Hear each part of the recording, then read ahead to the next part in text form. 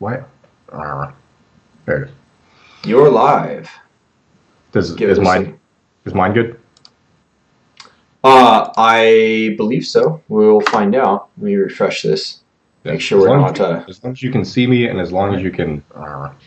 Perfect. You're live. Is mine? Yeah, I'm gonna mute. I'm gonna mute that video because of. Yeah. It's probably got about a 20-30 second delay. Yeah, it won't be fun to listen to that. Yeah, in fact, I'm just gonna lower that simply because that's gonna be annoying. I can see that right now. So I am here with Kyle Broussard. We should be live. Audio seems to be good. To talk about, not really talk about the coronavirus, but to talk about perhaps legal implications of this whole situation of quarantine and responsibility. For those of you who don't know, Kyle has some legal background, and more than just reading a few books like I have. He's actually done some serious studying on it. So I also used to work in the industry, so there you go. So this whole thing became interesting to me after you and I both listened to Joe Rogan from time to time, and he had Eric Weinstein on recently, the mathematician of the Para brothers. And he was talking about how he really highlighted it with some visceral language, some of the lies, some of the deceptions handed out by our, I don't even want to say our leaders exactly, because it wasn't like senators or presidents that were lying. It was sort of unelected people. What's that? Unelected bureaucrats. Right. Well, and foreign powers in the case of China. But yeah, it was. And so there seems to be some taking on of responsibility by lying in such a way. But I wanted to get your take on that, and maybe just explain the history of liability in the West, because I think I have an understanding of it, but I'm not entirely positive. Sure. I mean, liability goes all the way back.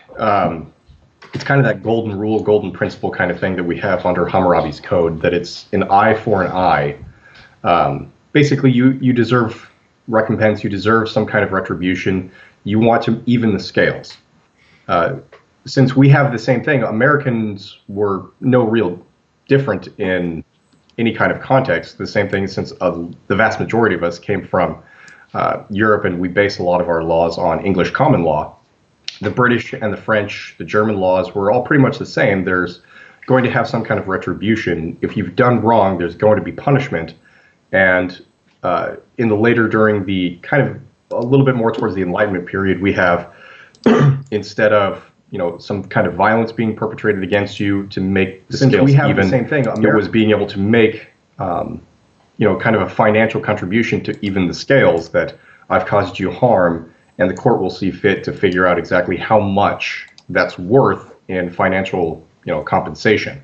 So that kind of got passed on to us, and that kind of builds pretty much the kind of almost common sense of liability, is that you've done wrong, you've done this kind of financial burden to me, and therefore you're going to be held responsible to pay back that kind of financial hardship that you've brought against me.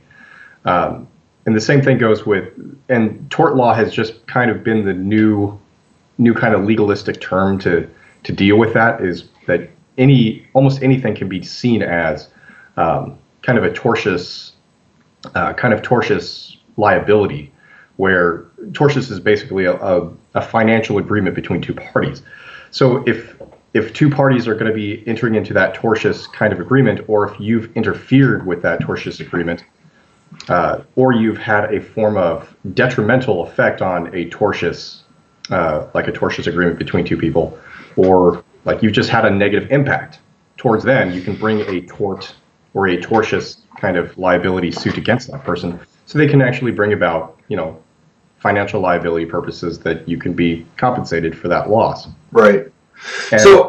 And we actually got away from kind of imprisoning people away from it, because we used to we got away from tax prisons. We used to do a lot of that. Same thing with Financial liability issues, like if you've destroyed something, you could actually be held in prison for that thing. Nowadays, we focus primarily on financial compensation. Right. So my question is, and this is the Greek rabbit hole I've been going down. You can find this in like Aeschylus, Eumenides is probably the most prominent example, but there's an example in the Iliad too of people talking about a blood price and whether that's accepted or not, and it goes along with what Justice Oliver Wendell Holmes says in the Common Law about how it starts with vengeance. And if you can turn this idea of vengeance and blood feuds into compensation, then a whole lot of bloodshed is averted and society is better off.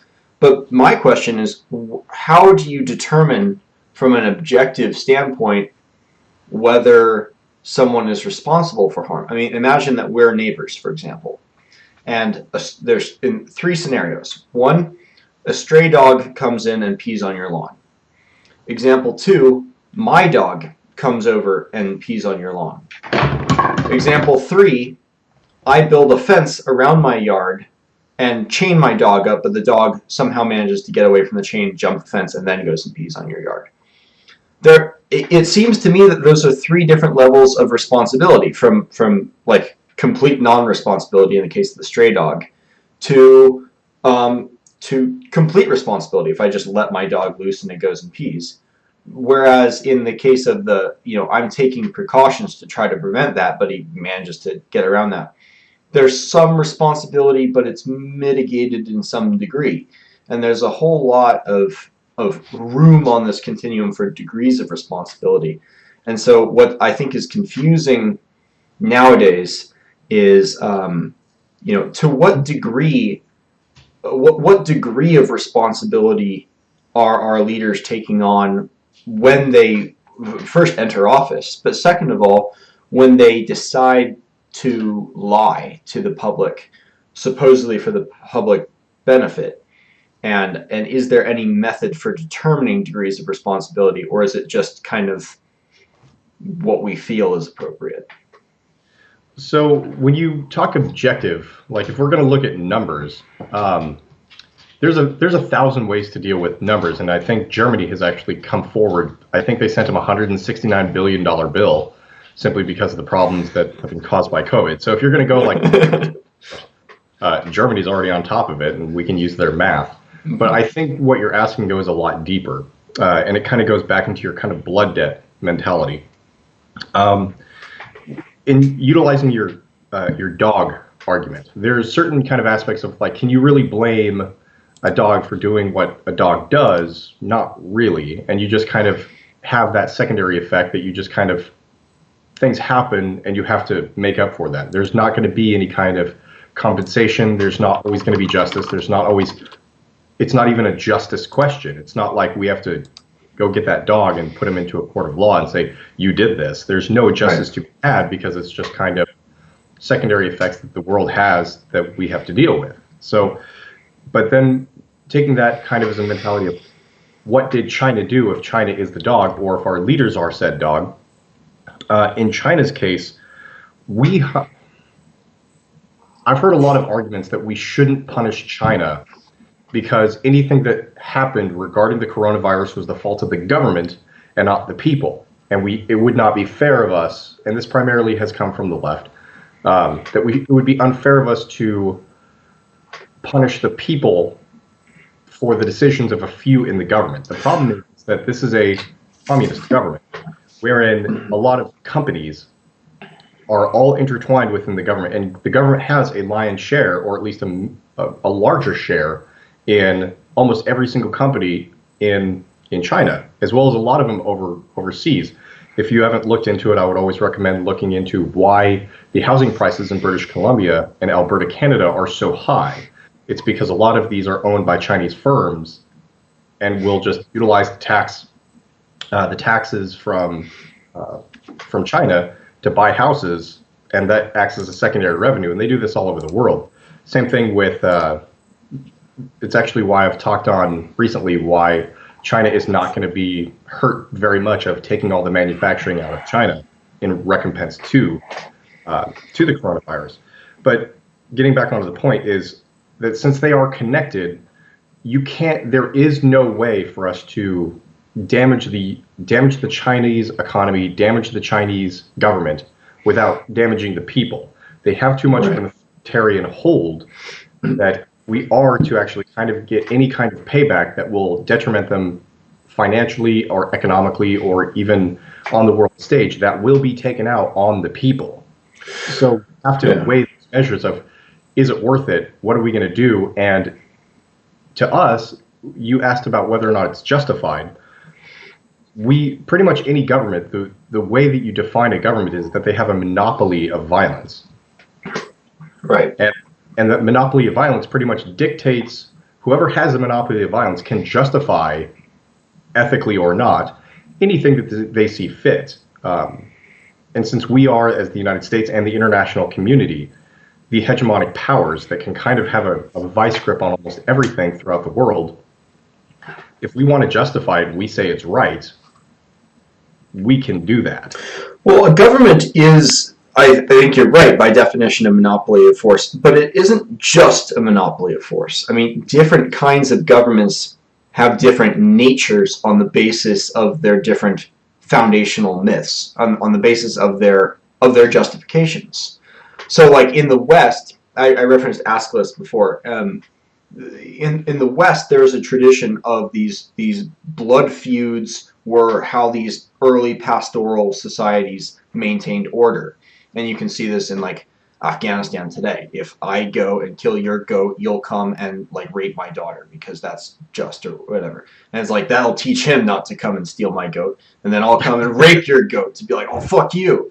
But like, it's very, it's very like, this has a tendency to escalate and to become miserable. And so the foundation of the West, of Western government, is the premise that we can maintain the order that blood feuds were designed to compel. Like, I will scare you into acting good or else. If we impart this violence, this threat of violence to this third party, and here objective just means third party, entity that will also gauge, what the appropriate price is for these crimes. If I rape your goat, how much gold do I owe you, for that crime? And so, but when the American government, being a Western government, no longer fulfills that purpose, it may still have a monopoly of force and is therefore by definition a government, but it's no longer performing its telos, its stated role, and therefore is perceived to be illegitimate. Now, what I think is ironic about what you just described about, we don't want to hold the Chinese government to account because it would hurt Chinese citizens, that is such an individualistic Western attitude to have. To be like, well, we don't want to hurt people who aren't responsible.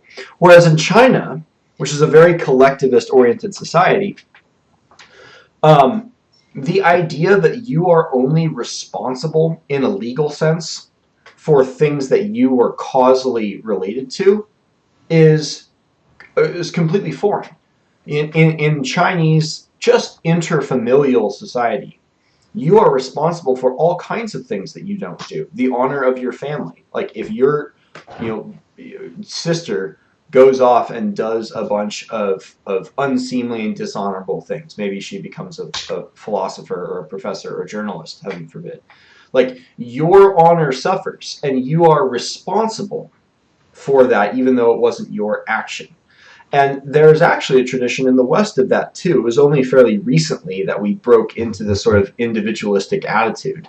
And Tamler Sommers is the philosopher who talks about that in more depth than I can. He's a justice-oriented guy at Austin, I want to say. But the individualism of the West is sort of ironic when it's directed towards a collectivist society like China. Well, we have this kind of... I think we have this fact that I don't want to use the word evolved, but we've developed so quickly I think we developed in our systems, in our bureaucratic practices, and our culture faster than we did in our brains. And what I mean by that is that we still have this kind of biological urge to do pretty much what we've always done, because what we see is kind of justice oriented. Like, we still want, if something happens to us, we want a form of justice. This wasn't fair, we want to make it fair. Right. And that's why we traditionally look at our leaders. We want leaders that we are willing, and I remember reading it in your part, is the fact that there was this risk of assassination or death on the battlefield of a king. I think that's actually why, I think you remember it several years ago when ISIS was in the news, is the Jordanian king in full military setup, ready to go kick ass on the plane. Like, that was a really viral photo, and everybody's like, man, I want a king like that. I want a leader like that. Can you imagine Obama or Trump gearing up to go to war? That comes from Nassim Taleb's book, Skin in the Game, for those of you who are listening. An excellent book. Yeah, so but the fact that we don't really do that anymore, in fact, our leaders are extremely far away from battle, and yet you still see people like Joe Biden and Hillary Clinton, when they talked about, it's like, oh, I was under sniper fire, and people were shooting down our helicopters, and like, they are trying to, express how close to battle they are. They want to kind of pull up that old memory of, they know the power of that shared risk. Yeah, of warrior kings from the past, which they ultimately are not. And this is, I've talked about this a few times, is kind of the dragon, the concept of the dragon when it comes to warriors and kings and leaders. We normally would give knights, samurai, or whatever kind of defensive people that we would have, like kind of the defensive line, the vanguard, or that solid line in the sand that would protect our people. We would pay to, put them in a position of celebrity. We would put them in a position where their needs would be met. We would normally give them excuses for kind of crimes, and we still do special privileges. Yeah, we give them the special privileges. Hell, we see it today with the NFL. Sorry, go ahead. Like, we see modern sports, like physical sports such as UFC and NFL, like those are kind of our, gladiatorial kind of arenas, and we still kind of give that mindset to them where it's like, oh, well, they beat the hell out of their girlfriend. Well, they're in the NFL. But the same thing goes with our leadership, where we will give them kind of special privileges to kind of get away with small bullcrap crimes of like, oh, this guy was speeding, oh, he was doing cocaine, he was things that a lot of us would get locked up for years. They tend to get away with no penalty, which is why we keep seeing the argument is there's a two-tier justice system.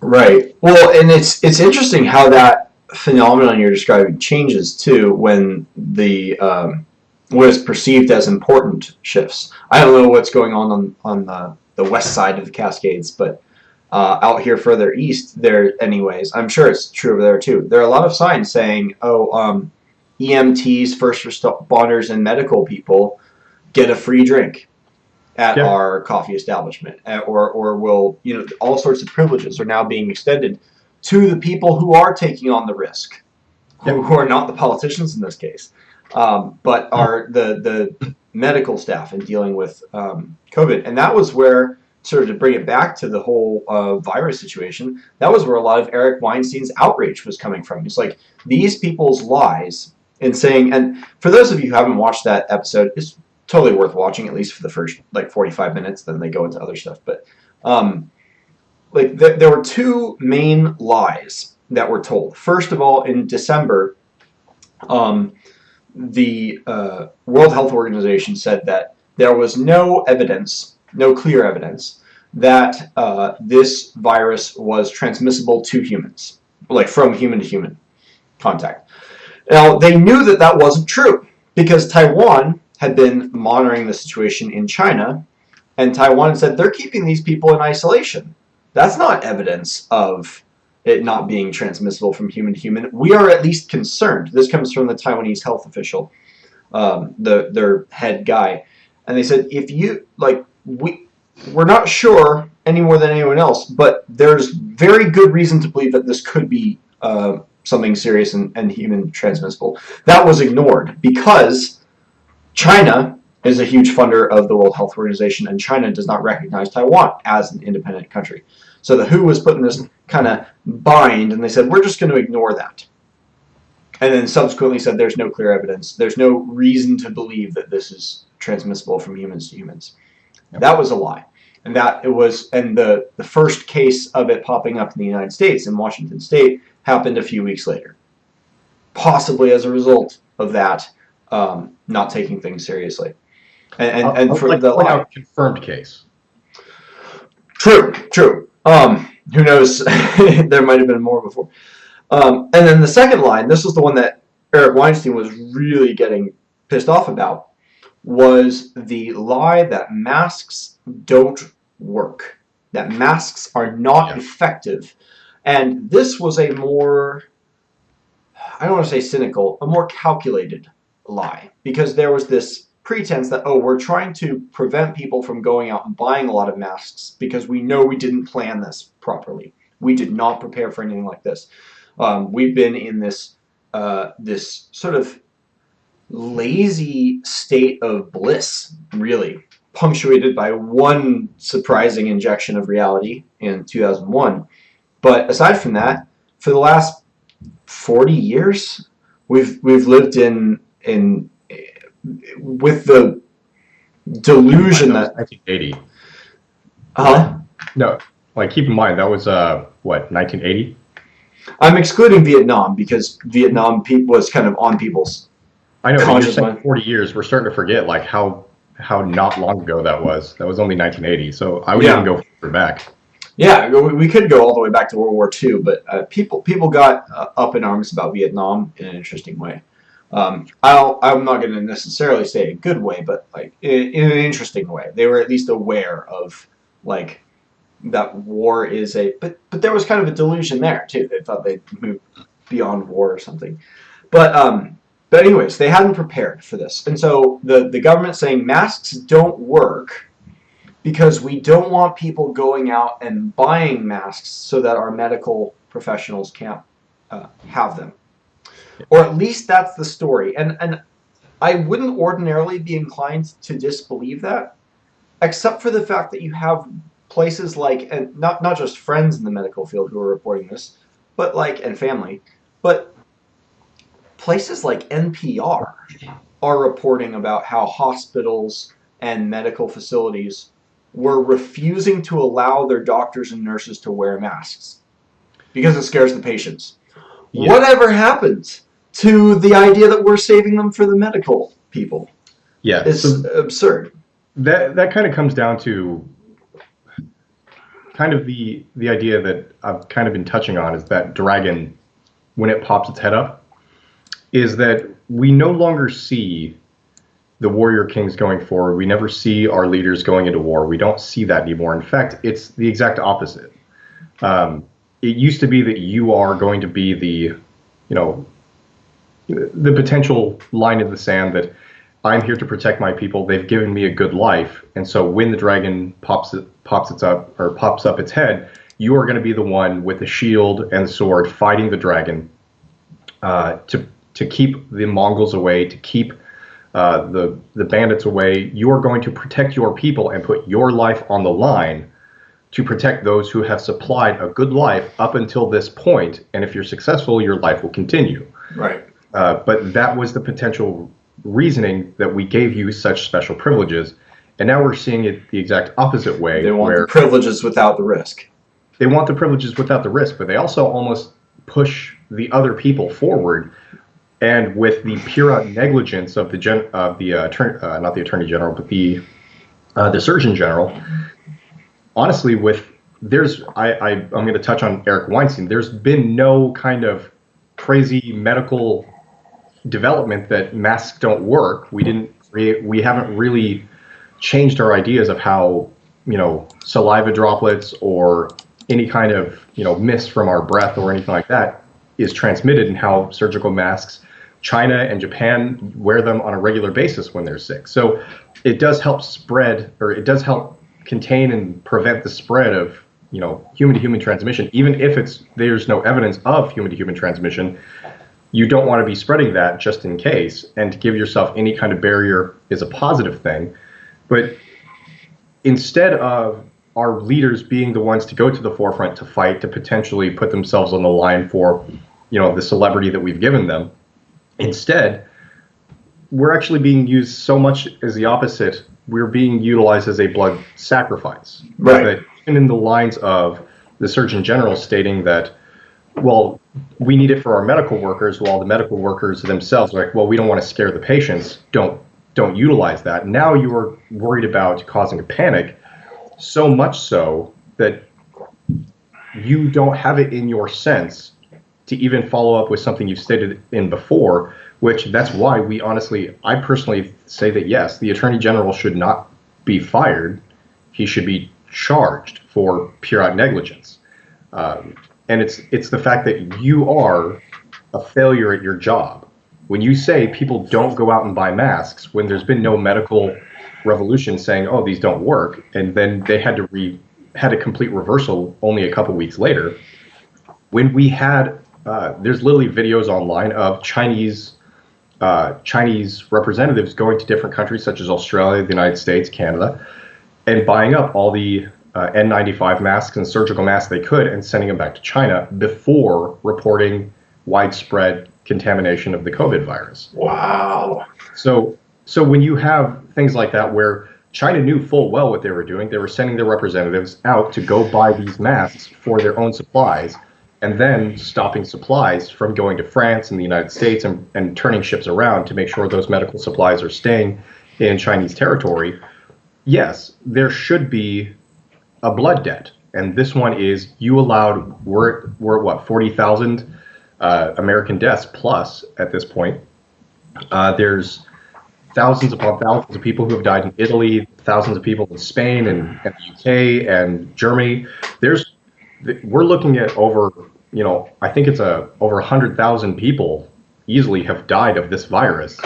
That 6 days, the Chinese knew full well for 6 days that it was human-to-human transmission. They knew about it, how it was spreading, and the fact that it was pretty much going everywhere.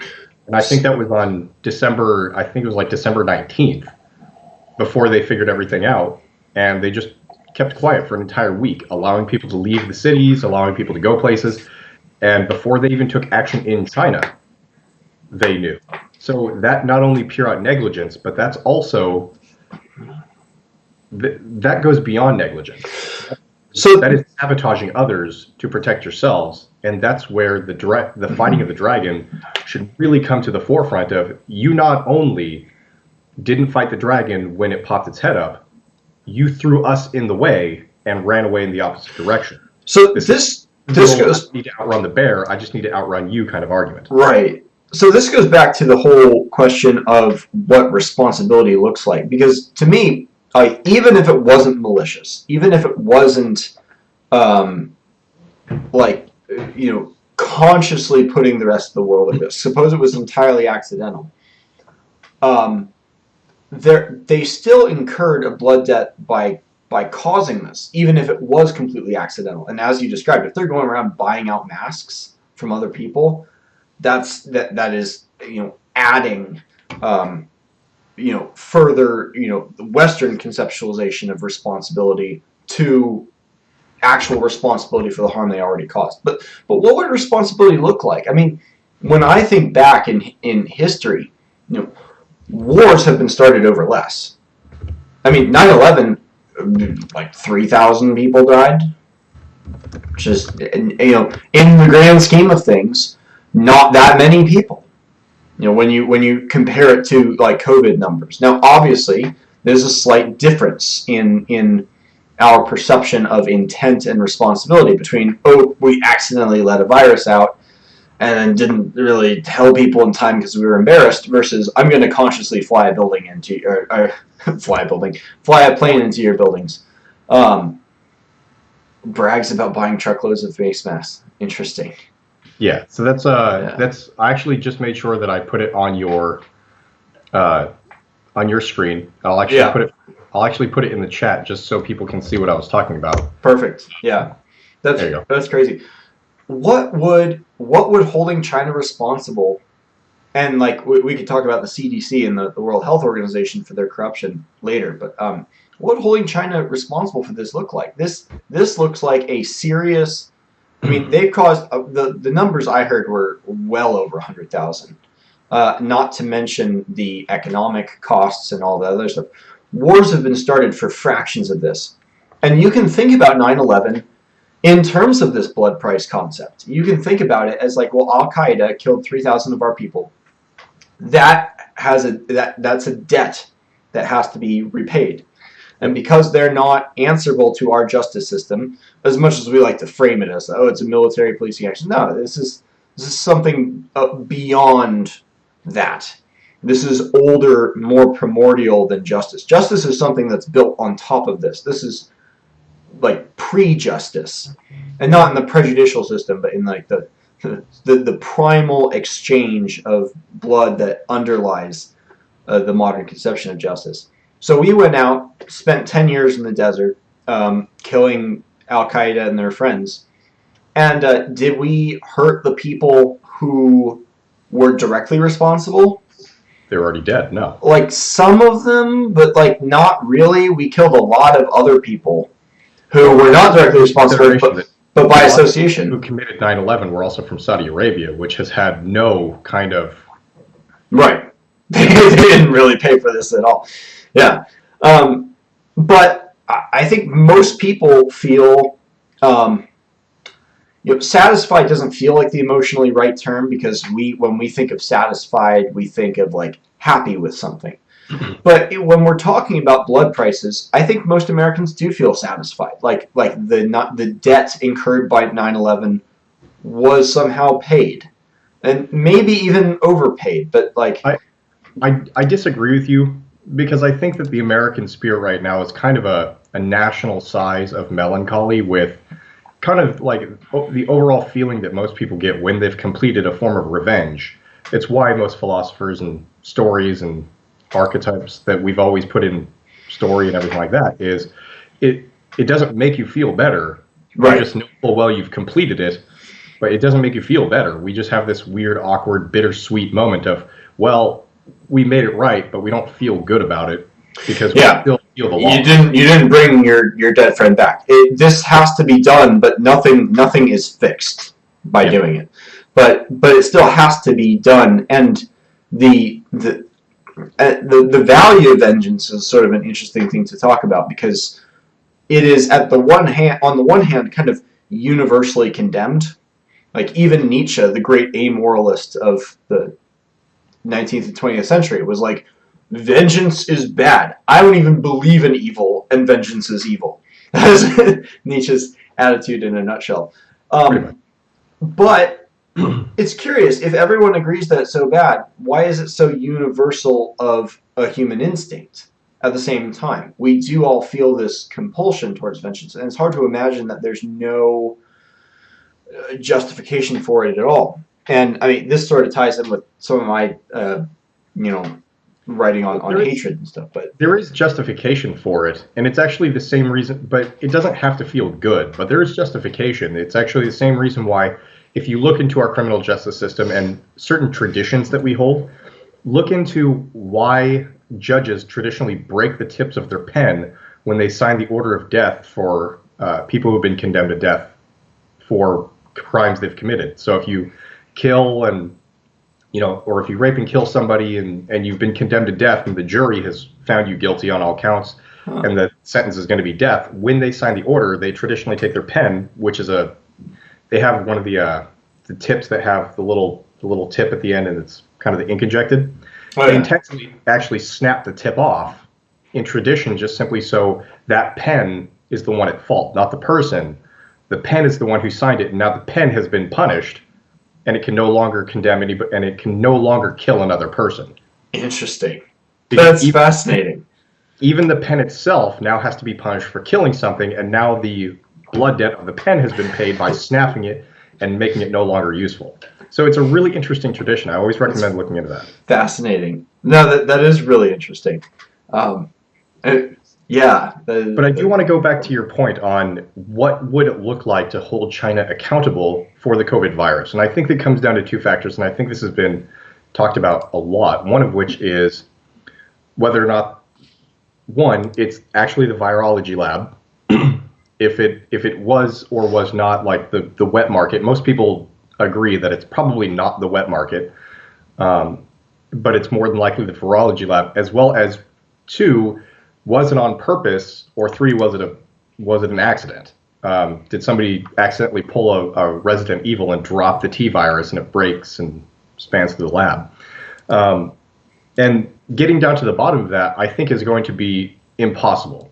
It's the same reason that we don't even know whether or not Kim Jong-un is dead. Like, it's the same concept.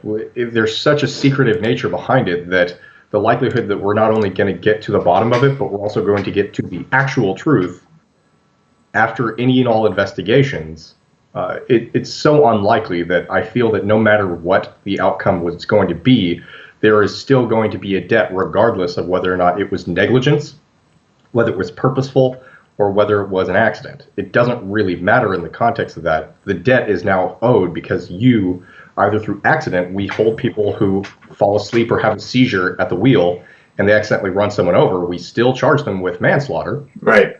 So regardless, it's a matter of whether or not we want to charge them for murder or whether we want to charge them for manslaughter. Well, and this goes back to one of the most, I think, interesting essays in moral philosophy written by Nagy about moral luck. And he uses the example of driving a vehicle, I think, as well. Someone is driving a vehicle, either they're drunk or they're not paying attention, and he goes off the road and hits a tree. But another guy in exactly the same situation, performing exactly the same negligent behavior, also goes off the road, but instead of a tree, there's a young child.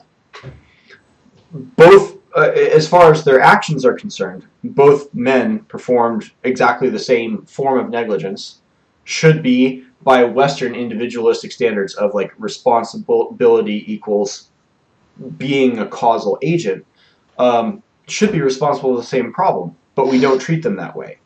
We treat the guy who kills the child as in somehow responsible for something far worse, which implies that responsibility isn't just a matter of intent or even causal agency, but a matter. The initial action didn't really matter. It was the outcome of the circumstances that took place. Right. So, and which is coincidentally very much in line with China's attitude, but yeah, it's very for some reason we have this idea that you can only be responsible for things that you intended, and this sort of goes back to some stuff we were talking about before we started recording. Two very interesting things happened in the last week or so. First of all, some interesting news about the Rotherham rape gangs has come out about cops not intentionally turning a blind eye, and even politicians and prime ministers, or not prime ministers, but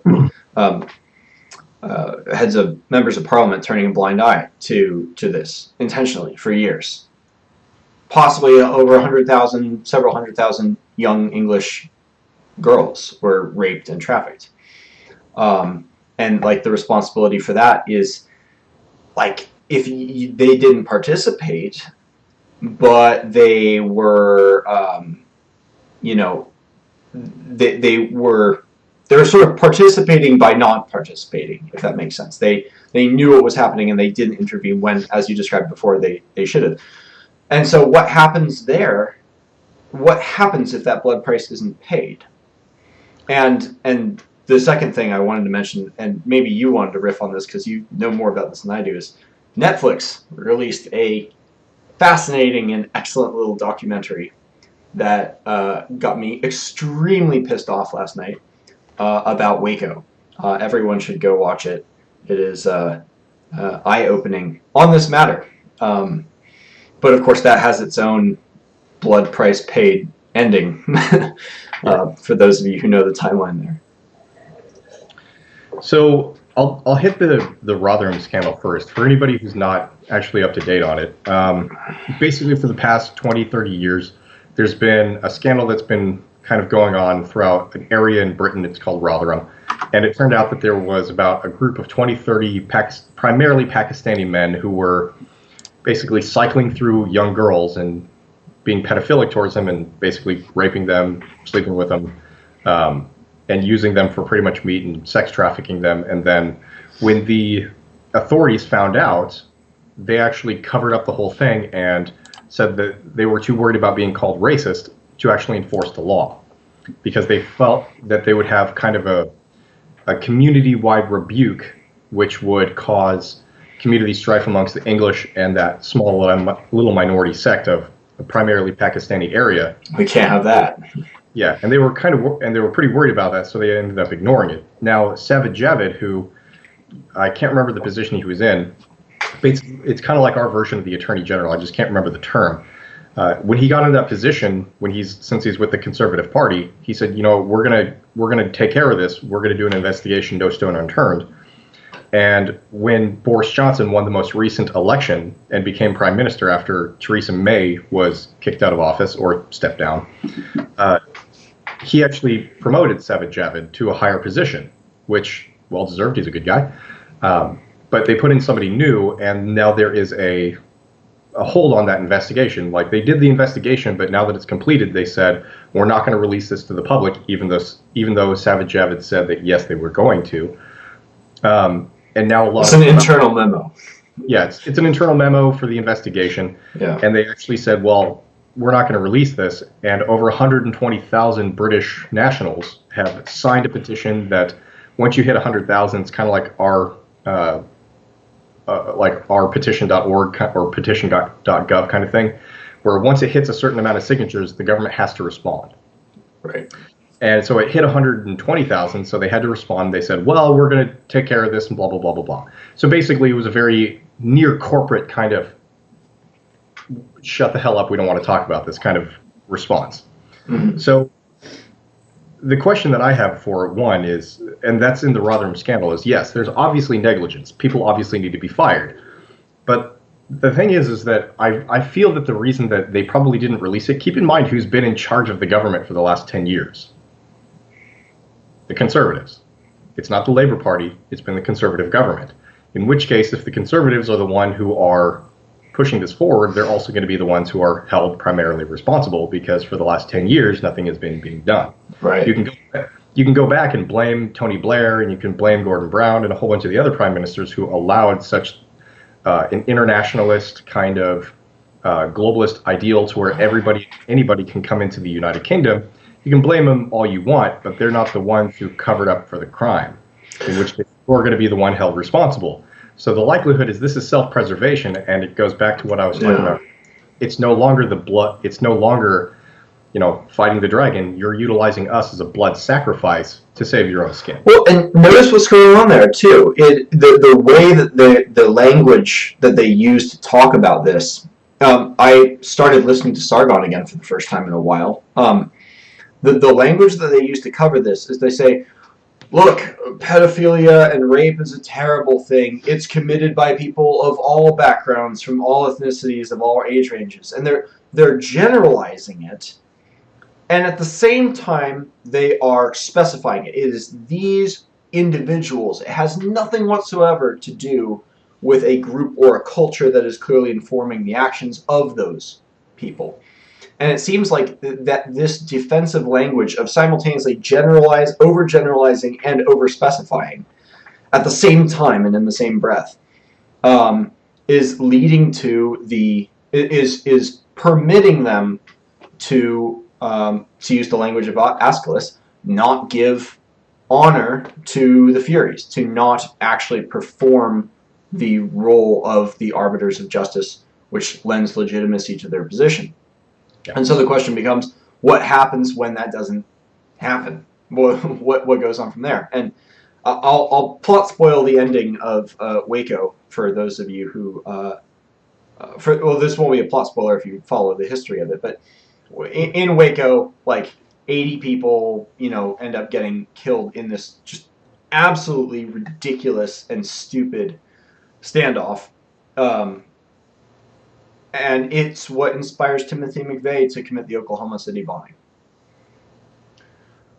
80 people died, including 25 children in that case, through some just absolute... it's hard to tell if it's negligence or just sheer malice and indifference. But in either case, the Oklahoma City bombing killed over 160 people and injured like over 600. So, like, I don't think anyone will say that what Timothy McVeigh did was good. But as far as what happens as a pattern of history when the state doesn't perform its function, it seems like you get this regression to the pre-justice system of blood feuds and personal retribution. My personal favorite example is Heemeyer, the Killdozer driver from Colorado. Somewhat misnamed because no one aside from him actually died, but just you know, a little extrajudicial justice. No one likes that within a just society because it's kind of evidence that the justice system isn't working. But it will be interesting to see how this Rotherham thing goes down, because what if the state doesn't implement some kind of justice enacted against the perpetrators, which is a community in this case, it's not just these individuals, well then you would expect there to be a blood feud type response, and blood feuds are not particular. They are not discerning in who was responsible or who wasn't. It was like Liam Neeson's description of going out and just beating up black people in Ireland after he heard about the black guy raping a woman. That's how things went. We normally, when we think of, like, Americans more than likely, when we think of the word blood feud, we always think of the McCoys and the Hatfields, yep. And the Hatfields and the McCoys, because that's kind of the most notable blood feud, like familial blood feud that we've had in the United States. Right. Where it went on for generations. They didn't even care if the original person is still even around. Yeah. Family screwed over my family, and you're going to be held responsible. Mm-hmm. But yeah, the Killdozer thing, the Timothy McVeigh and the Oklahoma City bombing, you're starting to see a lot of the mentality of what Americans, it's easily noticeable that you're not doing your job. You're not actually, like, we hire you, we appoint you, and we elect you to be in a position where you are going to be emotionally removed from scenarios that we would be emotionally attached to, that would garner such blood feud, which would garner such hatred and responsive revenge. Instead, you can administer justice to make sure that things are made right, but it doesn't spur on that blood feud that you and I have talked about. But when they don't do that, we are starting to see more and more of these as time progresses. I mean, the WACO incident, where if you really take into consideration whether if you're Christian or if you're Catholic or if you're Jewish or religious in general, people will have their own disagreements with polygamy or whatever they want, but the primary issue that they were going after him for were polygamy. And then they were worried about having a very large compound buy about $200,000 worth of weapons. Keep in mind, this is Texas. Like, it's a compound of over 130 people spending $200,000 on weapons. Like, well, they can do a standoff, yes, but Texas is that state that has more tigers than there are live ones in the wild. Like, so, Texas is an odd place. It's not abnormal by Texas standards. So, and they even mention it in Waco. It's like, yeah, it's illegal. They converted it to being an automatic weapon, but you know what they just didn't do? Pay a $25 fee. On the radio announcer, yeah. Yeah, so whether that's true or not, Texas is a very odd place, and it's kind of seen as the most Americana of states because it's pretty much the land of the free still. Right. They pretty much do whatever the hell they want. Well, and for Waco to stand off for 51 days, where they just do not like the government. We saw the same thing with the Bundys. We saw the same thing with the Killdozers. We're starting to see the same thing even in the liberal circles, where they have a more inherent trust towards the government, which is, you're starting to see it with Occupy Wall Street. You're starting to see it with Black Lives Matter. You're starting to see it with a lot of these organizations that inherently do not trust the police. They inherently do not trust the government, and they are starting to fight back. And you're actually finally joining more conservative ideals where the government is traditionally too powerful, and the individual should be the one in charge of their own individual freedoms, and it's becoming a nanny state. I saw a funny T-shirt. It was from a Black Lives Matter type organization they put out, and the shirt just said, like, gun control is racist, or something like that. And I chuckled because it's obviously not true, like, today, but it actually is historically true. Yeah. As far as I'm aware, the first gun control laws were passed on explicitly on fear of race revolts and so forth. And it is interesting to see that turnaround. I remember reading an essay from a law professor a few years back, and he was citing examples of exactly this kind. It was more like the ATF war on drugs. We're gonna, like, SWAT team invade this dude's house in the suburbs because we heard a rumor that he had drug paraphernalia, and we're gonna, like, you know, shoot his dog and as per usual, and you know, just at 2 a.m, bust through his house, scare his women and children and so forth because he has a bomb or something. And this law professor was saying, you know, people think of these laws as the solution, just top-down solutions to all levels of problems, forgetting that at the end of this law is a gun. So it's like, you may think that it's great to ban, 32-ounce soft drinks, right? Like, that is like, from a health perspective, objectively a good thing to do. You may disagree on how important that is, and, like, maybe I want a 32-ounce soda once a year or something. But, like, you know, he's like, whether you think that's good or not, law isn't necessarily the best solution to this problem, because at the end of every law is a gun. Choose your laws carefully, because someone could die because you think he shouldn't be eating a 32-ounce soda. Like, well, it sounds ridiculous, but it happens. And this WACO, one more comment here real quick. This WACO series that, again, I cannot recommend highly enough. It opens with not WACO, but with Ruby Ridge. And Ruby Ridge, they shot the man in question's son's dog.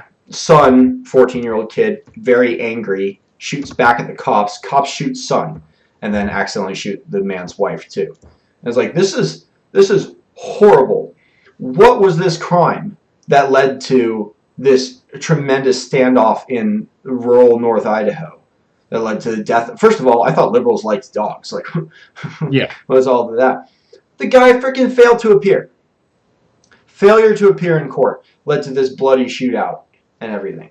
Like, you know, these crazy, silly little laws really can and do get people killed. So it reminds me of, it was a story that I just recently read, and I'll add it into the chat real quick. It was a story that came out of Baltimore, and the Baltimore issue that took place, it had pertained to the red flag law.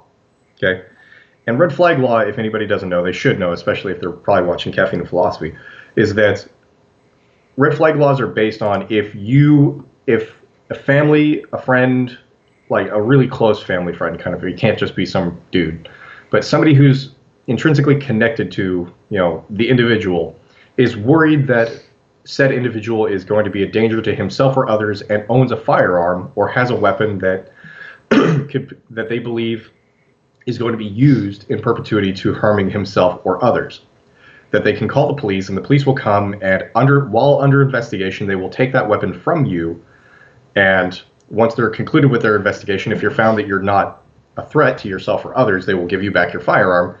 But if you're found that you needed a mental health kind of evaluation and you are found that, yes, there was a credible threat, you don't get your weapon back, and so on and so forth. Now, this problem that they had in Baltimore is that, yes, kind of as you're saying, it sounds good on the surface, but at the back end of it, behind every single red flag law is somebody who has to enforce that. How are you going to get that gun from an individual? And when you are taking the firearm from an individual, more often than not, people who have firearms believe in the constitutional right to bear arms, especially if they have committed no such crime. If they have not committed a crime and suddenly they see police coming to their door taking their firearm for no crime being committed, a lot of firearm owners are going to be really, really perturbed and really upset. Yeah. And what ended up happening was the man in Baltimore was ended up killed. And it's because the police came at 5 something in the morning saying, hey, we're here to grab your guns because red flag law, you're being investigated for blah, blah, blah. And they said, you're not, no, absolutely not. You're high as hell. You're not going to take my gun.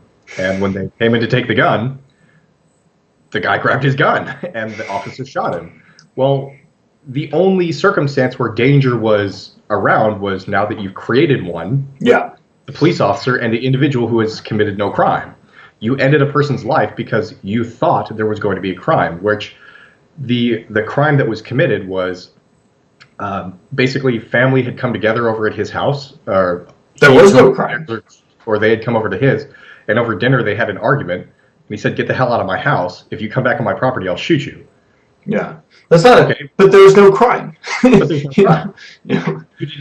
That's a pretty easy way to not get shot is don't go back onto his property and bam, you're fine. You can there's no issue. But they saw that as a credible threat in which they exercised their authority, quote unquote authority, to go take his firearm and ended up with the guy being killed and the police officer, I believe, being wounded. Yeah. It's insane. And that was what my wife was very upset about with this whole WACO thing is they were going to this place. They had like kind of a weak theory. It was probably true, but they weren't positive about illegal firearms. But they also were talking about like the problem of polygamy and stuff. And in the name of protecting the children from abuse and all this other stuff, they start this escalating series of enforcement measures, including bringing tanks on and psychological warfare, and that chilling line where they're convincing the politician to use tear gas. Like, well, they don't make gas masks small enough for children. Janet Reno is actually the politician. She was the attorney general under the Clinton administration. As a father, like, he should be shot for just saying that line. But anyways, like, their attempt to protect the children, and enforce this rule resulted in the deaths of 25 children and their mothers. It's like you're saying, like at some point the enforcement becomes the very violence it's claiming to oppose. And at what point does the state, the state is still a monopoly of force, but at some point it is no longer legitimate on the basis of its mythic foundation in serving justice to the people. And that term gets thrown around so much, but there are these instances that are so clear, and that sort of brings us back to the whole coronavirus situation, because I get the sense that no one is going to be held accountable. And then what? Well, there's a half-hearted version, and this is what I say is, kind of, I'm going to call it justice theater, kind of like we have security theater at the airport where, they have the TSA, but they don't really do anything. I think they failed like 97% of all, secretive checks or tests that have been conducted. It's a very expensive way to make people feel secure. Yeah, it's a way to it's a placebo effect for security. But I also see that the similar thing is going to come for China regarding the coronavirus injustice as well. You're starting to see a lot of companies such as Japan, the United States, and several others divest from China and start to take away the manufacturing out of the country. And this is going into my specialty, which is economics. So yeah, if you thought you could escape a video without me talking about economics, you're high. So we can also talk about justice as distributive justice. Yes. The economics of what's the lion's share of justice if distributed amongst 1.2 billion people? Yes. So here's the problem with China is the fact that China has been conducting itself in a manner that is almost a spider web that has, I'm not even going to say it's more like a cancerous cell, is it's now influenced itself in almost every country across the board, and I'll use Kenya as a good example. Okay, so we have something in economics called a debt trap. Okay, now I'm going to kind of relate it back to something called predatory lending here in the United States. You know, like Money Tree and those like same-day Money Tree lending payday loans, where they will give you a payday loan, but they're going to charge you like 24, 25, like 200% interest, right? Right. So it's a ridiculous amount, so much so that you are never going to be able to pay off the interest. You're never going to be able to pay back the loan because it's just astronomical, and there's no financial or physical way to pay that back. And it just puts you into a cycle of payment that indebts you to them forever. So they're essentially buying debt slaves. Pretty much. But China is doing the exact same thing, but they're doing it through equity. Now, I'm going to use Kenya as an example because that's actually one of the easiest ones to kind of push forward, because there's other things that require like levels of economic understanding. Sure. So Kenya has a really large port. Okay, I can't remember the name of the port. It's an African name. It's really difficult to say. So, but basically they have one of their largest ports, and it's a huge trading hub throughout Africa because you have, you know, the Middle East, China, the United States, a whole bunch of places that Mombasa. Yeah, so it ends up having a major hub for ports. Well, China lent a whole bunch of money to Kenya with the debt being the port, but they lent them the money knowing full well that they would never be able to pay it back. And when they defaulted on the loan, inevitably, they took control of the port. Now, they're not doing anything with the port itself. I mean, they own the port pretty much, but now they also have the support pretty much of the Kenyan government, of any kind of representation in Africa through Kenya, because they own something that if they want to, they can just shut it down. Right. And now you have a political slave. You have a country that has to bend to your will, or else their entire economy goes bust overnight because you shut down their major trading hub. Right. And they've done this throughout the world, and it's incredibly, you know, scary for people who actually see these kind of things playing out, where why would you allow them to have a major chunk of something that is almost a catalyst of your economy? I mean, that's pretty much saying that, hey, I'm going to give you my, I can't even think of an equivalent on an individual scale because it is just it's so ridiculous. It's like a hostage exchange of the old times. Except there's no exchange. It's just taking. It's like a diabetic saying, hey, I'll give you all of my insulin as long as you do this. It's like that's a really silly kind of exchange. Well, and this is the perhaps the tragedy of internationalism from an economic perspective. I mean, in theory, it sounds great to have all this specialization. You know, South Korea does robotics, and Israel does arms manufacturing and pharmaceuticals, and America does construction, and you have all these different like geo-regional specializations. But what happens if there's a political dispute? And Korea, who, like, I don't know, say, Trump gets into an argument with Korea, and Korea says, well, okay, you're not going to have any more robotics for a year. And like, obviously that would be a dumb move because we're an agricultural provider for the world, and, like, it's nice to have food. But, this is sort of the problem that OPEC has made for the world over the last 60, 70 years, if not longer. And it's you make yourself vulnerable by assuming and doing all of your calculations on the assumption that we'll just be living in constant peace and there will never be conflict or never be any need for self-sufficiency or resilience. So I don't know if you said you haven't really watched the news a lot, and I know that you have your second one on the way. So I know that you're probably focusing on your little one as well as your soon-to-be little one.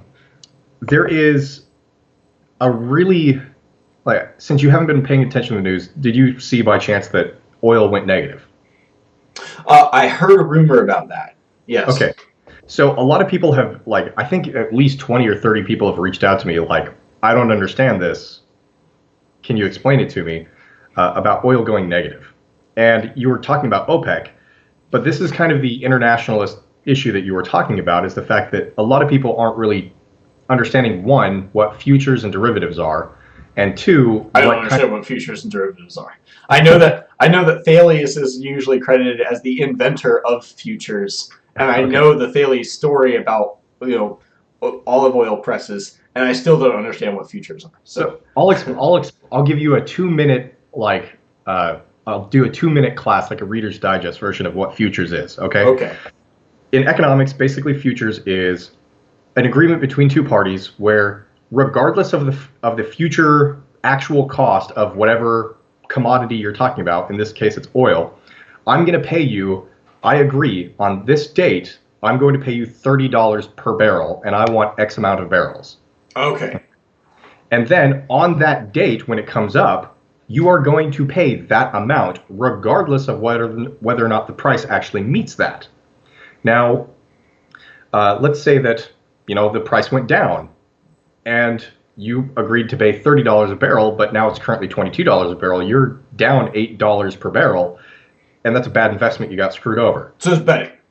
Yeah, so it's like, oh crap, I screwed up the investment. On the other hand, what it's primarily used for is if you have a really good idea that the cost is going to go up, you do a futures agreement with, I'm going to pay you $30 a barrel. And they said, yep, sure, here you go. Here's X amount of barrels at $30 a barrel. And on that date, turns out that the cost is $35 a barrel. You saved $5 a barrel, and you can sell at $35 a barrel, even though you just got X amount of barrels at $30 per. So that sale is $5 up every single barrel. And if I agreed to buy 1 million barrels, then I just made $5 million. There you go. So that's basically futures. Okay. Now the problem is that Russia and Saudi Arabia just had a nice little spat between them, which Russia was having a contest with oil production, and they were requesting a reduction of supply because of the COVID virus. Nobody's demanding oil, in which case there needs to be less of a supply to keep the prices up, which is why it went into the negatives.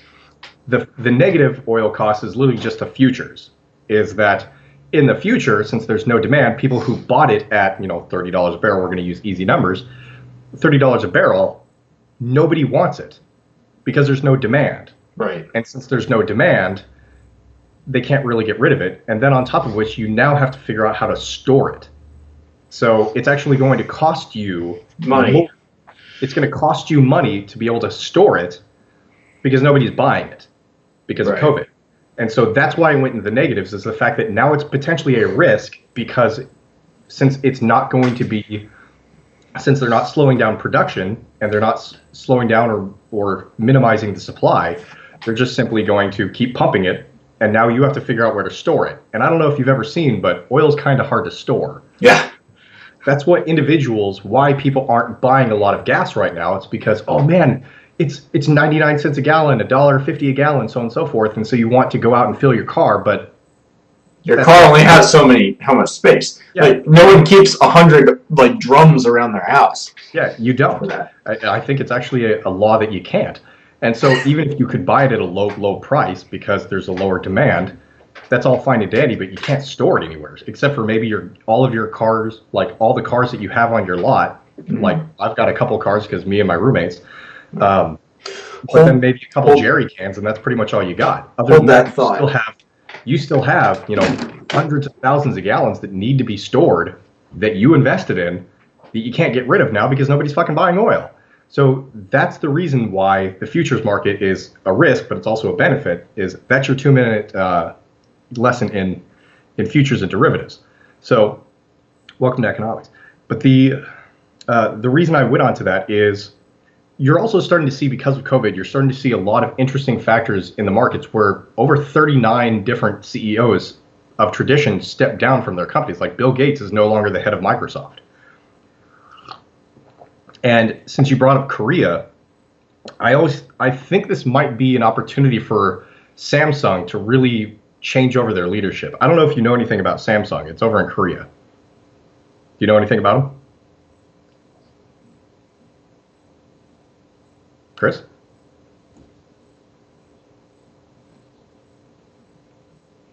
Oh, he left his chair. What a dick. Technical difficulty. I know, right? He just left. And just, Presenter not found. yeah, I know, right? See, this is what happens when you don't watch the YouTube video alongside of it. He figured that I was going to talk for long enough based on my, like, on derivatives and futures. He's just like, all right, goodbye. Anyways, so I'll keep talking about Samsung. If you are talking about Samsung, now is an opportunity for them to change over in their leadership, because if anybody knows anything about Samsung, their leadership is actually run by a dead guy. So, and yeah, by the way, I noticed that you left your chair. Yeah, sorry. I asked you a question, then I'm like, oh, Chris is gone. Oh, my bad. No, you're fine. But Samsung is actually it's actually run by a dead guy. So the primary person who's been running the Samsung business, the CEO, hasn't been seen since like 2013. I'm dead serious. He hasn't been seen since 2013. He went into the Samsung hospital because Samsung pretty much is one of the three large industries in Korea. It's LG, Hyundai, and Samsung, where they have a city of Samsung. Like the entire city is Samsung. And he went into the Samsung hospital, Samsung Memorial Hospital, back in like 2013, and no one's seen him since. So Hitchin's allegation that North Korea is a necrocracy also applies to South Korea's Samsung then? Pretty much, yeah. And the reason that they haven't really stepped up to say, hey, by the way, he's dead, is because the laws that allow for, what do you call it when you hand down stuff when you die? I can't remember the word. It's on the tip of my tongue. Inheritance. Thank you. The inheritance laws, especially for corporations, companies, and industry like that, is so complex, it would pretty much cause a drop in the stock market, because Samsung makes up almost a third of their entire economy. So if Samsung stock drops, the entire economy could go into recession. So they don't even, and so the government hasn't even cared that it's primarily run by a dead guy. That is amusing. So COVID is having a lot of economic issues where if we start to divest, everyone starts to divest from China, the more than likelihood of what they're going to do is just simply call on those equity debt traps that they've put in Kenya and Canada and a lot of other places, and call them the debts that we can't pay back. So what it sounds like you're saying is that China has been setting itself up as this spider across the globe. And so now that it has, perhaps by accident, we're assuming through some combination of negligence and incompetence and freak accident, unleashed this bat virus on the world. We can say that it has incurred this blood price, but it has positioned itself in this powerful state that it no longer really has to account for its actions, for the most part. Yeah. Although I would make sure to add, there's a lot of financial privatization, like financial gain, kind of mentality to it. Not just negligence and not just the other things, but also add in the fact that yes, there is a potential for self-enrichment from politicians, self-enrichment from a lot of different things, primarily based on self-enrichment through capitalist means, because I'm just going to let China do this because it will save me money. It's the same reasoning that Bill Clinton allowed the shipping out of jobs back in 1997. We opened up trade relations with China to boost our economy because it would help him and the Democratic Party in the next election. But it ends up with them pretty much doing what communists always do. They infect every ounce of institution that they can, and then excise that with power. And then you can't even fight it because they have all the power. They have the legal means. They have all the legal protections. It's the same reason they take all of our intellectual properties. And there's no legal ramifications for them. They just take it and they walk away, and they dare us to try to do anything. So then let's move off of China, because if they're this, like from the perspective of America or the West generally, kind of a force of nature that like just does these things. This is what communism does. This is how it acts. This is what's in China's interests. There are our own bureaucrats, I'll say, not necessarily elected leaders, people like the WHO and the CDC, who we sort of set off to the side earlier. They seem to have been complicit in this in some way. And so if we can't hold China responsible, then we can at least hold our own leaders who are ostensibly supposed to be representing our own interests as a nation and as Western individuals in their station. So when they don't do that, when they're putting their own financial interests and welfare ahead of that of their nation, what do we do? And I get the sense that this doesn't actually bother most people in peacetime. They're like, oh yeah, they're corrupt, it's whatever. But as soon as like actually lives are on the line, or we enter a state of war or famine or plague or whatever, it suddenly becomes important again. They're like, oh gosh, this is bad. It's like, yeah, it was bad before, but you, you know, now you're seeing why. But can we do anything about that? And what would that look like? And what happens if there is no price paid, if there is no accountability? Well, we have a couple ideas of already trying to get, the WHO being defunded by the United States, which a lot of people have been calling for a while. A lot of the people against internationalism and reliance on the international community and international organizations. Mm-hmm. Like a lot of people have been calling for like leaving the UN, defunding the UN, something with the International Monetary Fund, the World Bank, so on and so forth. But they forget that a huge chunk of the United States' power is the economic stranglehold that we have over the international community. Right. It's one that we are able to have an economic trade war with China is the fact that if you've ever heard of the SWIFT program, the SWIFT program is how we exchange money from country to country, and it's run primarily by the United States. It's a program created by and overseen by the United States. So foreign aid has to go through that to be able to, so let's say that Britain wants to give money to South Africa, they have to go through the SWIFT program to give that money to them.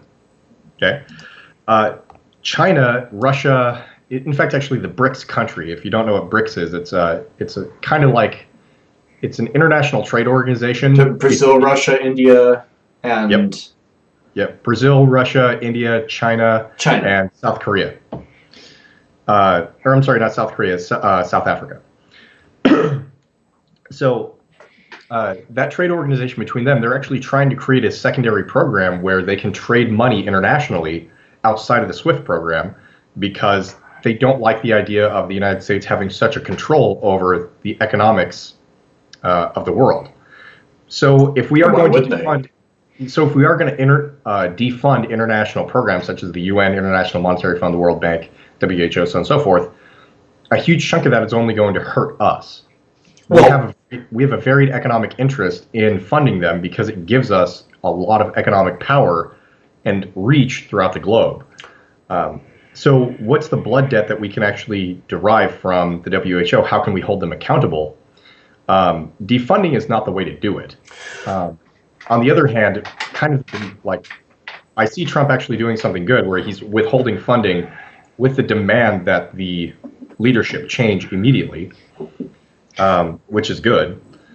That's a start, I guess. But honestly, I feel that the person who was in charge of the WHO, I'm going to go back to my dragon analogy, you decided to do everything wrong. You decided to face the dragon without a shield and sword, and when you inevitably failed, well, yeah, you went in with negligence. You didn't even do your job properly. So yeah, you should probably be held, even though you got away, you didn't die of the COVID virus, you should probably be locked up. Well, yeah, I'm very much in agreement with that. I don't think it's very compelling to most people to say, well, what these people did was wrong, was unjust, but we shouldn't hold them to justice because it wouldn't be to our economic advantage. On the scale of economic advantage and justice, throughout all of time, as far as I'm aware, psychologically, justice has always taken precedence. I don't normally agree with John Rawls on things, generally, but when John Rawls talks about justice being like a primary thing, like an end in itself that underlies basically all other social ties, he's at least touching on something true. And I think the tendency of sort of Silicon Valley and New York trading technocrats to say, well, it wouldn't be to our economic advantage to do this sort of thing or to pursue justice in this way is to really, it shows the disconnection that they have to the rest of their country who they're supposed to be representing when they say, like, we care more about our welfare than, like, this blood price being paid that the rest of our country is really feeling, but that we're not because we live behind gated communities or something. And I think that's where some of the kind of schadenfreude of the general public is coming from as far as this coronavirus, because it really does seem to be hitting celebrities and top tier people and politicians just as hard as it hits the lay folk. But I'm also curious as to whether you think there might be some mitigating trade-offs to these sorts of international alliances. I mean, my understanding was that the EU really began as this kind of economic trading alliance. And this will permit travel, it will permit better exchange, and blah blah blah. And the mole-eyed guys will make their cases for the economic superiority of this having this broader union. And then 10 years later, all the European nations figure out, wait, we're not in charge of our own country anymore. What the hell happened? Well, interestingly enough, actually, I do have a really good indication that Italy is probably going to be the next one to leave the European Union. I don't know if you've been keeping an eye on polls, and again, it comes back to economics. What a surprise. Polls as in Poland, or polls as in the double L? Oh, double L, as in, like, look, don't look at the Polish. I had to ask. We're talking about Europe. Looking at the polling data, how's that? Looking at the polling data with Italians, they're incredibly upset with the European Union because of the economic issues regarding and surrounding the COVID issue. Not necessarily because of the free travel, not because of, people, a whole bunch of things, like health and people being able to come into the country and the demographic change. That's actually not the issue that's destroying the Italian confidence in the European Union. It's the economic issue regarding debts taken on because of the severity of the COVID virus. As you are pretty well aware, that they have a really severe reaction to the COVID virus. There's a lot of people who are dying. They're pretty much in complete lockdown. They've had the highest death toll of any country per capita. When you're looking at that kind of thing, they've needed a lot of money to be able to fund the healthcare programs and a lot of the other things that are going on in Italy. And the EU has basically told them to piss off. And the reasoning for it is because they can't lend money to Italy because of previous economic issues they've had in the past where their credit is lower. And it is against the EU law to hold other countries to the same accountability and debts as other countries. So basically what they're doing is that they're requesting money from the European Union to be able to pay for some of the COVID issues, and they're saying no. So they're having to spend all this money on themselves, which they're going to require austerity. And since they're unwilling to do it because of the high price of the debt that they're not going to be able to pay back, Germany, France, and, well, not Britain anymore, but a lot of the other countries are unwilling to do this because they're going to have to take on the financial burden of the loan that they're going to have to give to Italy. Right. And the same thing is Spain is also requesting the same thing, to where Italy is now saying, well, we're not getting the healthcare necessities that we need. All the universal healthcare that the EU requires is pretty much screwing us over because we can't, like, other countries are preventing us from getting, the medical goods that we need, especially since Germany shut down the trading borders with Italy. Yes, they can still do that. Yeah. So medical supplies weren't going to Italy where they were desperately needed. They weren't given the money that they desperately needed to deal with the COVID virus. And now they're looking at this and going, wait a minute, we came into this knowing there was a full-on agreement between the countries that if we needed help, you'd be there. And they basically turned their backs on them. Yeah. And so there might be a singular issue where they're like, okay, well, we're going to give you a little bit of money, but that doesn't help with the fact that they've already lost several thousands of people in their country because of the delayed issue, which is the same thing we see with the WHO in China. Because of the almost purposeful delayed reaction, you're losing thousands and thousands of people, where I think like the polling data has come forward that Italians were at like 28%, 29% agreements, maybe 33% agreements to leave the EU, and now it's above 50. It sounds comparable to like buying auto insurance, and then someone runs into your car in a parking lot, and you're like, go to collect, and they're like, oh, the insurance company's like, oh, that's kind of expensive. We decided not to pay for that after all. You're like, why the hell did I buy this then? Like, what's the point? Yeah. Or the medical insurance where they try to cancel on you because you got sick. So it's like, wait a minute. I've been paying you hundreds of dollars every month for like the last 6 years, and then suddenly I need some stuff. I need some medical attention, and you're like, well, obviously this was a pre-existing condition. And so goodbye, sir. And that's what the Italians are seeing. And like we see this over and over and over again. It's like, why are you trusting in the dependence on other countries when push comes to shove? They're going to be out for themselves. Same thing with Germany. Same thing with Great Britain. Like Great Britain figured it out. France figured it out. China definitely figured it out. And hell, France actually stopped an entire caravan full of medical supplies that was destined for Great Britain. So to bring this full circle, then it sounds like maybe this isn't actually a function of paying a blood price at all. Maybe this is sort of the product of us collectively as a nation, sort of believing our own delusions about the nature of nations and the nature of things. And this is sort of, to put it in sort of mythic terminology, just the nemesis from that hubris. This is the price you pay for being too optimistic about progressing past human nature or whatever, and creating your little utopia. Maybe that's why there's a collective timidness to actually hold people accountable, because a lot of this is, we kind of all collectively understand that we put dependence, especially on medical supplies of what we desperately need, in the hands of other people. Right. And suddenly when we need them and we can't depend on them, those other people care for themselves first, as one would expect. And why shouldn't they? Yeah. So we see it happening in China. Nobody believes that the death count is 4,000 some odd people of what they've claimed. We've lost 6 people over the last month. Yeah, so it's like, okay, I'm sure. Even with authoritarian rule like that, I highly doubt it. There's just no really feasible way for us to genuinely come to the terms of, well, obviously they should have been more self-sacrificial to save us because we put our reliance on them. And again, it goes back to the dragon. We put reliance on them hoping that they would do the right thing, and when they didn't, like, why did we put the weakest person with the shield and sword?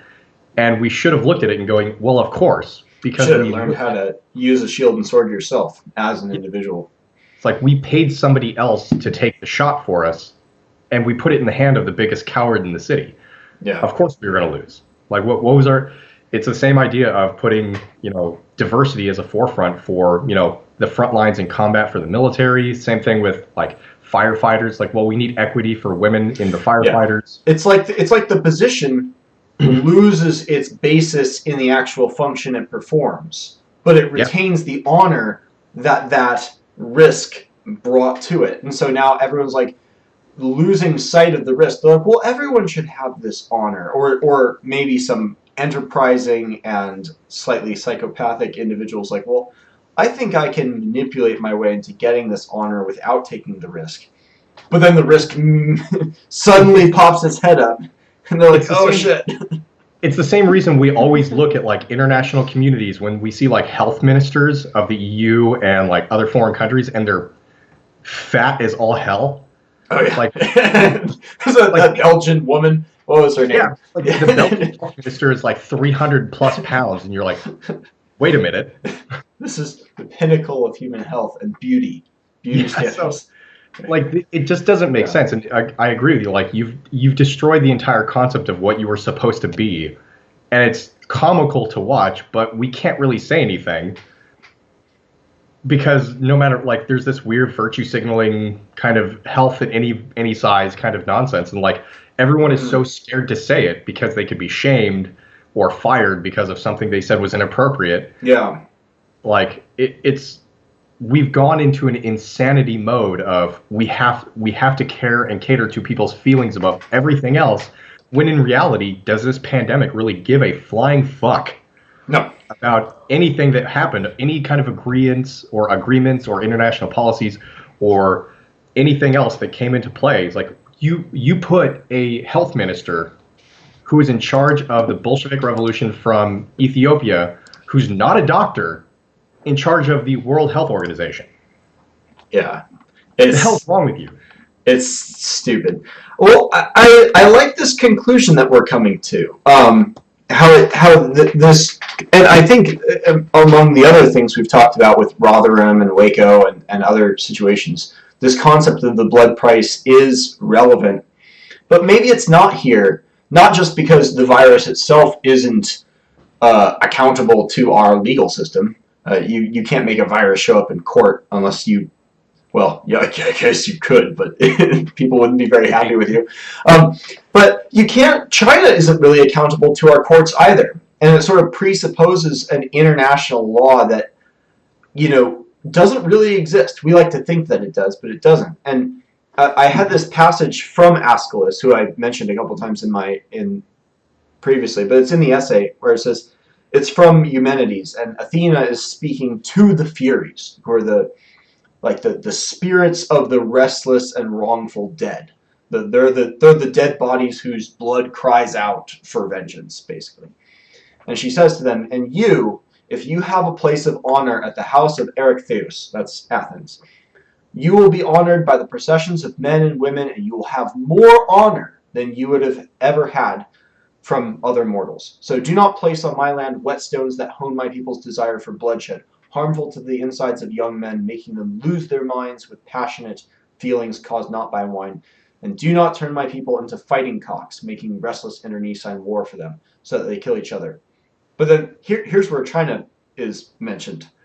If there is war, let it be with outsiders, and let it keep on happening, since war brings a terrific passion for genuine glory.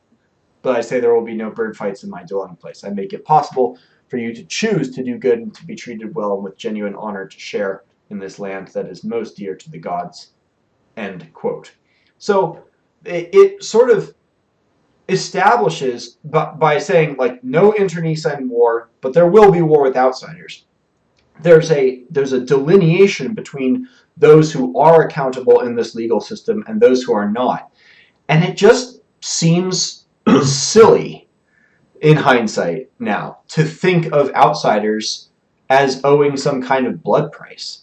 And maybe that's what made the war on terror seem so ridiculous. We were going for a blood price where it couldn't have been incurred because they were in different legal structures entirely. They're just the enemy. It's just war.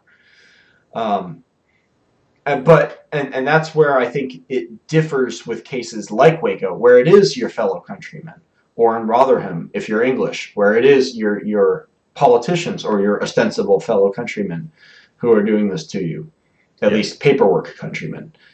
And so the idea of holding China accountable, like we can be retributive to them, but it's a matter of political interest and power, not a matter of justice. Like maybe this might lose them the South China Sea and Taiwan in the long run.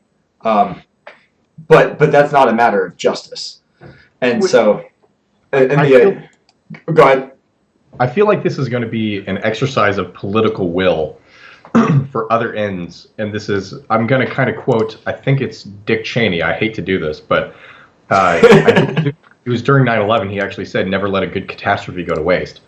And I feel that, because of the South China Sea you just mentioned, but also the Venezuelan area.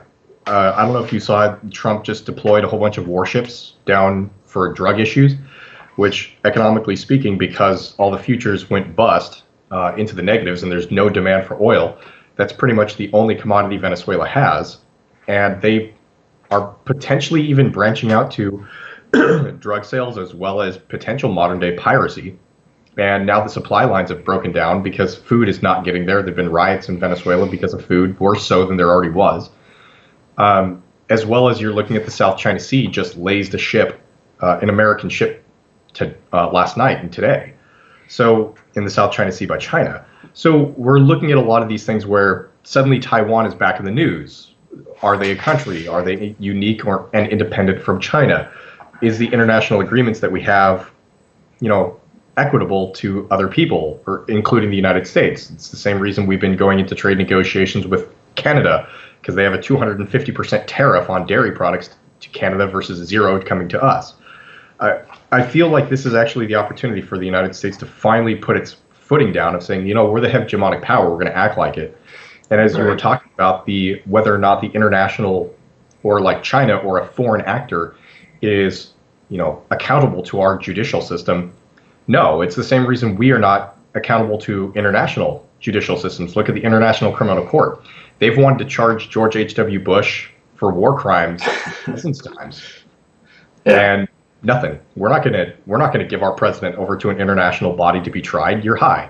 We did for Saddam Hussein, and we demanded Saddam Hussein go to the International Criminal Court. And so there's this weird hypocrisy of world powers where China, Russia, the United States, we all basically stand back and we're like, yeah, we're not accountable to you. Bring it the hell on.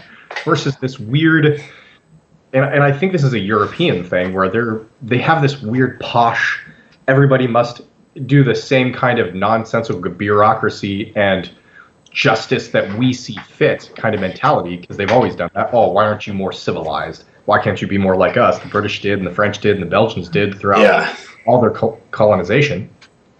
It's like, you guys administer your international criminal courts that you guys oversee, and Russia, China, and the United States are kind of independent, and we tell you to fuck yourselves. And the only one who's going to hold us accountable is the country who can conquer us. Right. Please try. I had mentioned in that Eric Weinstein and Joe Rogan interview that really you just need to watch the first 45 minutes and then it goes into other subjects after that. But now I'm wondering if the other subjects are relevant, because one of the things that they go into in some detail is the WWE, World Wrestling, and how is wrestling fake or is it real? And they say, well, it is real in the sense that these guys really do get injured, and it does take skill, and it's extremely dangerous. And these guys are just like Olympic athletes beyond that. But it isn't real fighting either. It's theater. And it's weird because everyone who goes there knows that it's theater, but they're acting as if it's real. Weinstein called them smarks. They're marks, but they're smart marks. They know that they're marks, and they're still participating in this event. It has transformed, and it's hard not to see a similarity between that, that theater of fighting and the theater of justice in the international sense, or perhaps, if you wanted to get really cynical, at the national sense. I do feel like there is legitimate justice held up at a state level, but even at the federal level, it does seem like we have to be real enough to be believable. But but I think people really started to get cynical after Snowden's revelations came out. It's like they don't actually care about this.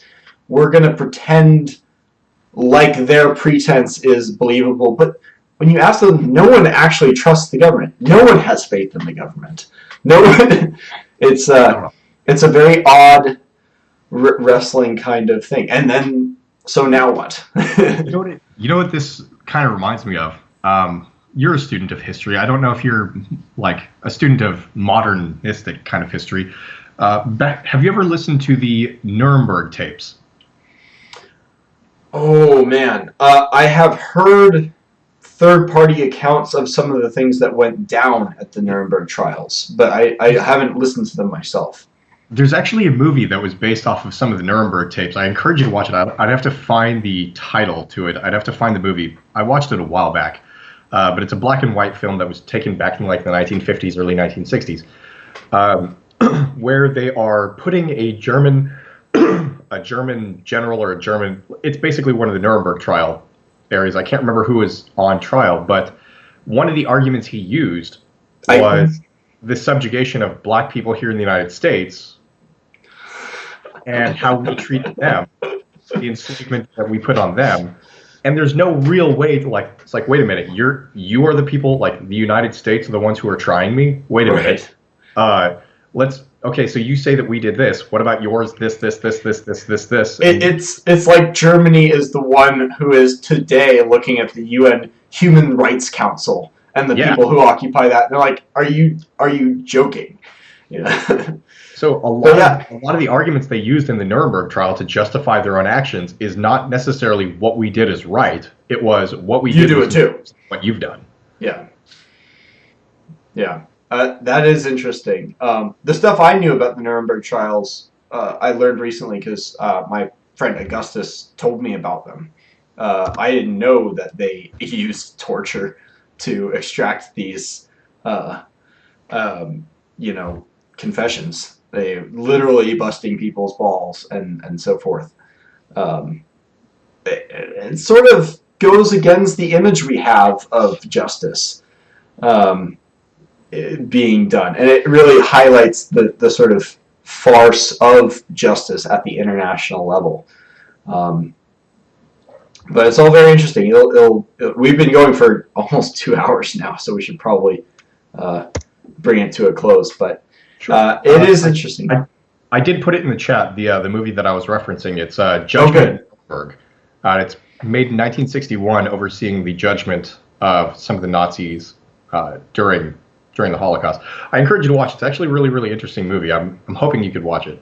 I will definitely take a look at it. I'm busy, though. I've got this guy to work through as well. So Hayek, as well as a couple other books. Friedrich Hayek? Yes. As in Constitutions of Liberty? That is the one. See, I couldn't see it, so I'm really, really happy that you're finally reading it. Yeah, finally. It's been, like a year? Yeah. I actually just gave my roommate the same book. I think I've bought 12 copies of that thing, and I've given it out. And it's a thick monster. I've read it. It is. Yeah. But it's a beast, but the more you read it, the more you're going to go like, oh, crap, man, I really understand his mentality now. Yeah. Yeah. It's a one that Kurt Doolittle highly recommends as well. Fantastic. So, anyways, I got to take off. Is there anything else you wanted to add on the coronavirus and justice and blood prices and economics and Chinese spider webs? See, I know that probably you were expecting me to talk about whether or not it's better or worse to kickstart the economy, but I feel like that would be a really long talk, so I think we'll leave it to another day. Well, just watch the Keynes versus Hayek second round rap battle, and you'll get the gist. Very well. All right. Well, it was good talking to you. You too, man. Take care. You as well.